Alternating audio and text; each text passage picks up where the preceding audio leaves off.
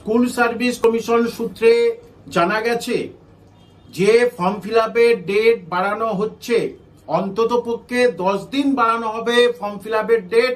সুতরাং আপনাদের চিন্তার কোনো কারণ নেই এবং রেকটিফিকেশনের সময় দেওয়া হবে, অর্থাৎ যার যা ফর্মে যেখানে যেখানে ভুল আছে ওবিসি এ ওবিসি বি বলেছেন সেগুলো রেকটিফিকেশন করতে পারবেন।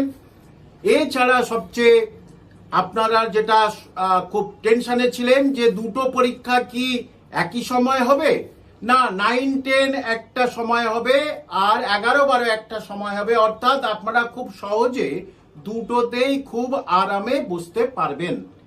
এবং যে সেন্টার অফ এক্সামিনেশন সেটা কিন্তু আপনাদের আগস্ট মাস নাগাদ আপনারা জেনে যাবেন সেন্টার অফ এক্সামিনেশন কোথায়।